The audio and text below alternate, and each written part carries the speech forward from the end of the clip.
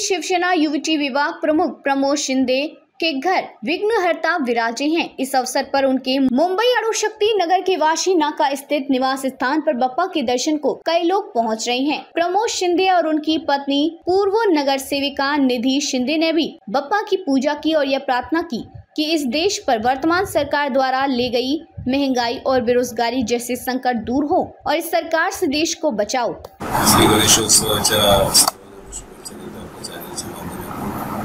आणि आमच्या घरी बाप्पा आलेले आहेत 15 वर्ष आहे आणि बाप्पा म्हणता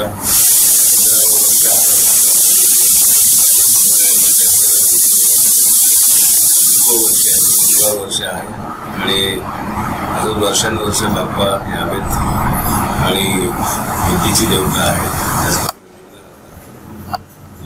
विघ्न आणण्यासाठी ते त्यांची ख्यातीच आहे। प्रसन्न वातावरण असतं काही दिवस आमच्याकडे त्यांचं संपूर्ण सेवा करण्याची आम्हाला संधी मिळते।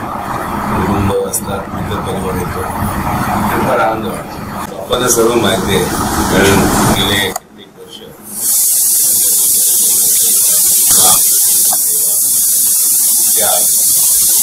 आणि नुसतं कामच नव्हे तर दररोज काम हे सर्व गोष्टी बाप्पाला माहिती आहेत। त्याच्यामुळे परमेश्वर सगळं जाणतात आणि त्यांच्या इच्छेच्या पुढे काहीच नसतं। त्याच्यामुळे त्यांची जी इच्छा असेल त्याप्रमाणे जग चालतं आणि त्याप्रमाणे आम्ही विश्वास ठेवतो। त्यांच्या इच्छेवर सर्व जे काही गोष्टी आहेत त्या अवलंबून आहेत आणि त्यांचा जो काय आदेश असतो बाप्पांचा तो आदेश त्याप्रमाणे जग चालतं आणि आम्ही पण त्यातूनच एक छोटे आहोत बिंदू आहोत। त्याच्यामुळे परिवार आणि माझ्याबरोबरचे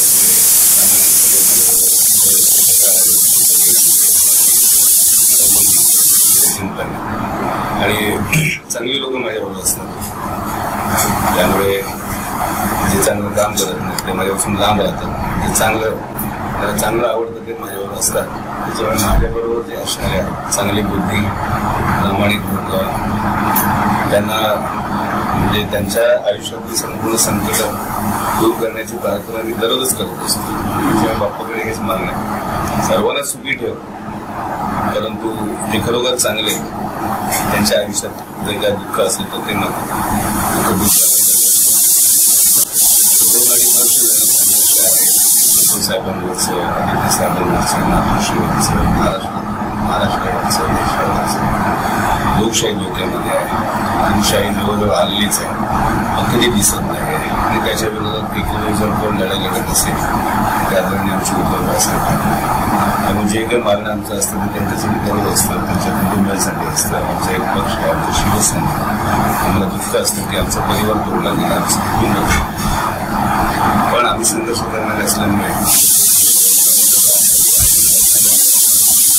जे काही सध्याची परंपरा असेल जे वाईट होतं इथे जे काही वाईट नसतं तिथे इथलीच लोक उठून टाकून देतात।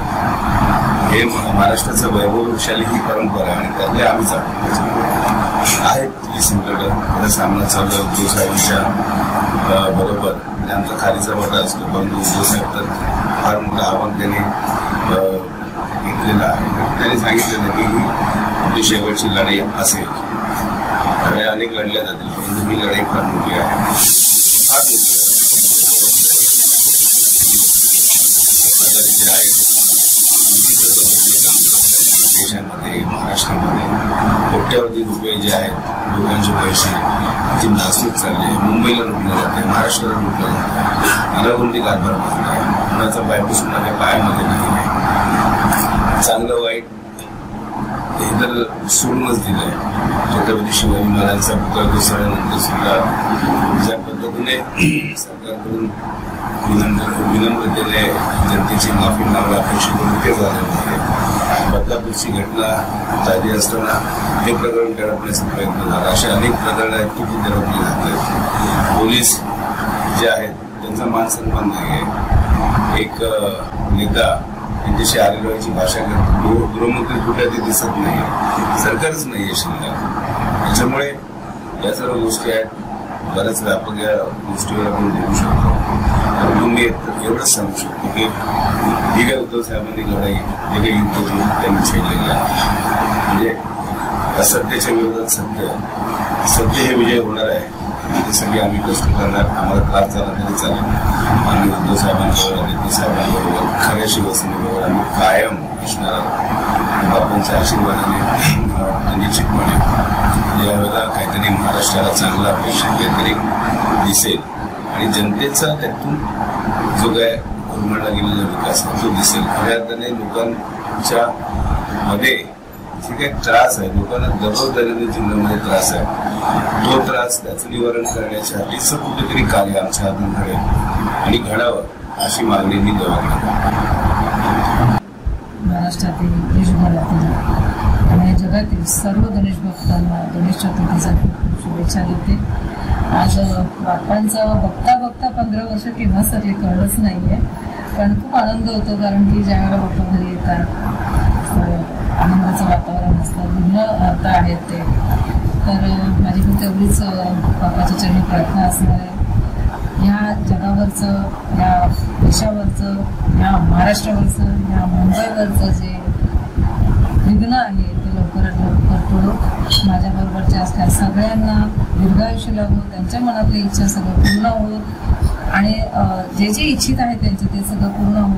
आणि सर्वात महत्त्वाचं म्हणजे सर्वांना सद्बुद्धी दो.